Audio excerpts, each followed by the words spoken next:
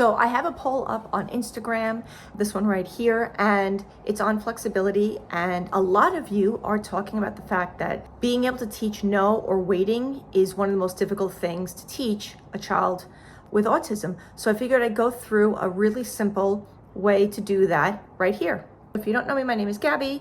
I'm a BCBA and LBA, and I talk a lot about sleep and how to support sleep. And one of the main ways that you do that is to build skills, build foundational or lagging skills. So one of the lagging skills that I talk a lot about to parents and to staff members in school districts is the concept of toleration.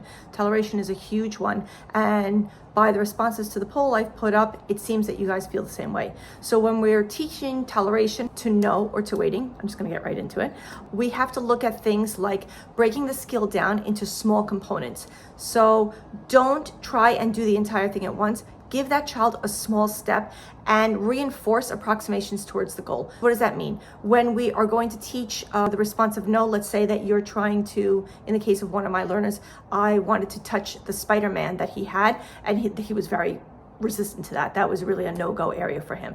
So what I did was just put my hand towards the Spider-Man, and the minute that he issued the communication that he didn't like that, then I honored that and I stepped away. So think of it as a small step. You may not be able to actually take Spider-Man from your student or whatever they have, but you're going to have to come in at the small step that they will tolerate before they really let you know that things are going to go poorly for you.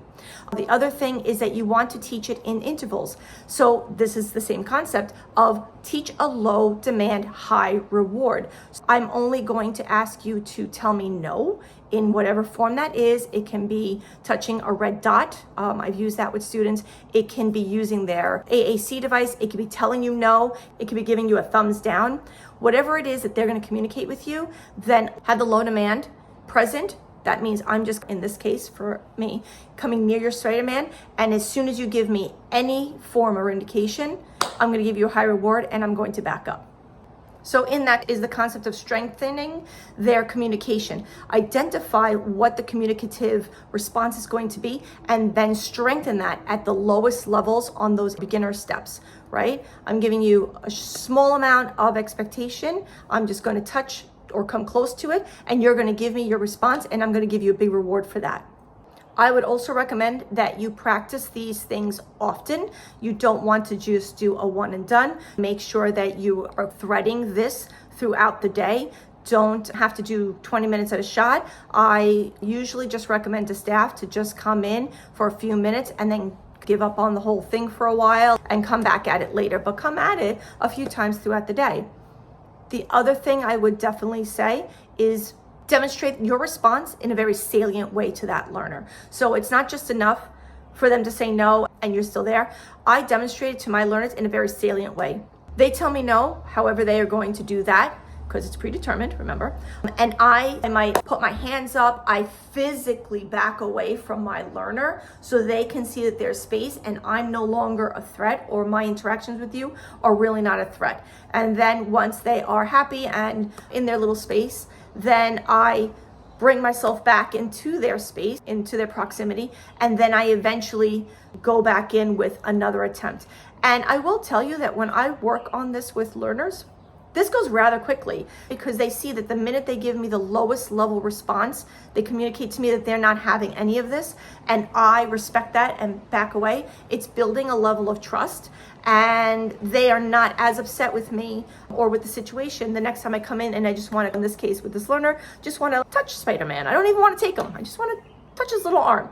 For that particular learner that I keep referring to, we moved through steps very quickly. I think I had outlined for the staff, I think 10 or 12 steps, because it literally, like I said, smallest incremental steps. And we went from level or step 3 to level 10 very rapidly, because once I had built trust with my learner, then he was okay and he was giving up the little Spider-Man and understanding that it was coming right back to him. And that's the other piece that I actually didn't say, is you want to reinforce when you do get to that point where you actually may be able to take without them testing. You're like, I hear you, buddy, but I'm gonna just borrow this for a second. You want to give it right back. So it shouldn't just be, I took it and I took it for good and now we're gonna work. It should be, I'm borrowing it for half of a second, giving it back, and then a couple of more seconds and giving it back. Now I'm gonna borrow it and put it over here at the top of the table or in the bin, and then I'm gonna give it back to you. And so you proceed throughout. If any of this resonates with you, then please definitely check me out on Thinkific, where I have a webinar related to sleep, and I discuss how you should be building up some lagging or deficit skills for your learners that in the long run will help with sleep. So think about a child who is struggling with flexibility. Then what happens when their favorite pajamas are in the dryer and not available for bedtime? Parents struggle with this. Also on BehaviorLive, you can check me out there. I have webinars listed on both for both parents and BCBAs. I also suggest that you come over to Instagram and follow me there because I put up tons of information and my captions have a lot of details. And of course, check out my long form here. I am building up a library and it is related primarily around the concept of improving sleep for our learners, but skills like this, flexibility, is a huge component to that. So check that out. Till next time.